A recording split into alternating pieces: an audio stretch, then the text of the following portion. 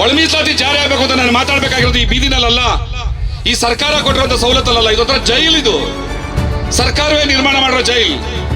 ಒಳಗಡೆ ಬನ್ನಿ, ನಾನೇ ಮೈಕ್ ಕೊಡ್ತೀನಿ, ನಾನೇ ಶಾಮೀನ್ ಹಾಕಿರ್ತೀನಿ, ನಾನೇ ನಿಮ್ ಕೂತ್ಕೊಳಕ್ ಹಾಸಿರ್ತೀನಿ, ನಾನೇ ವೇದಿಕೆ ಹಾಕಿರ್ತೀನಿ. ನೀವು ಬನ್ನಿ, ನನ್ನನ್ನು ಬೈರಿ, ಹೋಗ್ರಿ, ನನಗೇನ್ ಬಂತು? ಮಾನ ಬಿಟ್ಟು ಮೂರು ಬಿಟ್ಟು ನೀವೆಷ್ಟು ಬೈದ್ರು ನನಗೇನ್ ಬಂತು ಅನ್ಕೊಂಡಿರ್ತ ದರಿದ್ರ ಸರ್ಕಾರ ಇದು. ಇಂಥ ದರಿದ್ರ ಸರ್ಕಾರಕ್ಕೆ ವಿಧಾನಸೌಧದ ಒಳಗಡೆ ತಡೆ ತೊಡಬೇಕಾಗಿರೋದು. ಸಿದ್ದರಾಮಯ್ಯ ತಡ್ತಿರಲ್ಲ, ಬಳ್ಳಾರಿ ಬತ್ತಿ ತಡಿರೋ ಮಕ್ಕಳ ಅಂತ. ಹಂಗೆ ನಾನು ಹೇಳ್ಬೇಕಾಗಿರೋದು, ಒಳ ಮೀಸಲಾತಿ 2B ಕಾಂತರಾಜ್ ಆಗೋದು ವರದಿ ಮಾಡಿದೆ, ನೀವು ಮಾತಾಡಪ್ಪ ನೋಡೋಣಂತ ಹಿಂಗ್ ಅನ್ಬೇಕು ಒಳಗಡೆ. ನನ್ನನ್ನು ಬೀದಿಗೆ ನಿಲ್ಸಿದ್ದೀರಾ?